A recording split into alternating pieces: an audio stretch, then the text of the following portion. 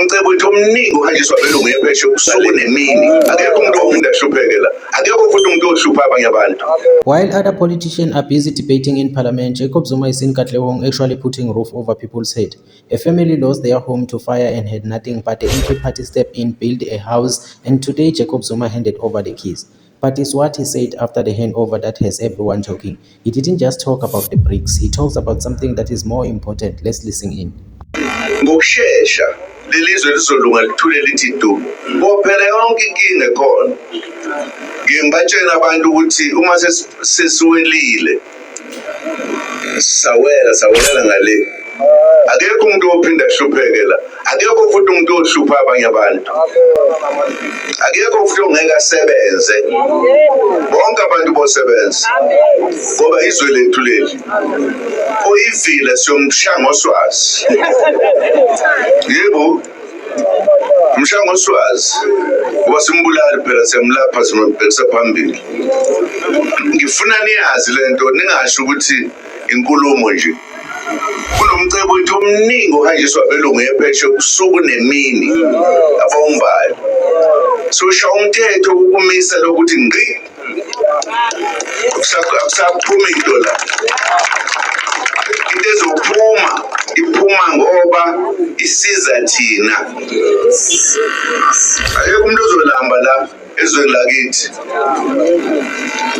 Kodwa bekuthiwe sikhululekile.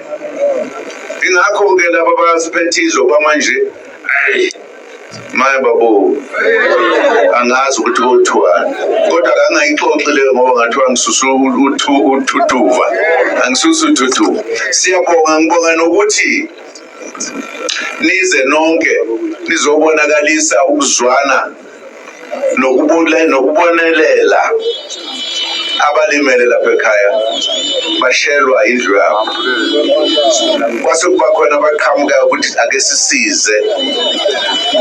Uyabona nje sonke la uma singayikhohlwa lento ukuthi umuntu omnyama akasize omunye umuntu omnyama kuze siphile sonke.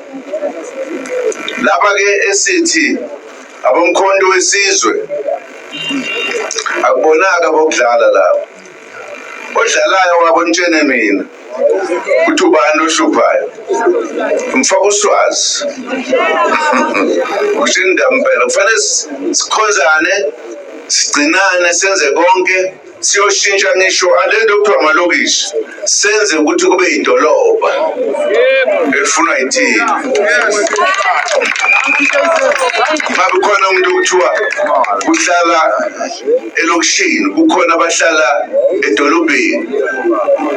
Singathi thina sizilwana bona bangabantu sokuqeda konke lokho. Siyezwa ngifuna ukujabula kakhulu ukuthi ukuhlangana kwenu kanje kuyabonakalisa ukuthi nje emnyama iyahlangana manje. Inhle lento bakwethu. Sinibongeni ke siyabonga.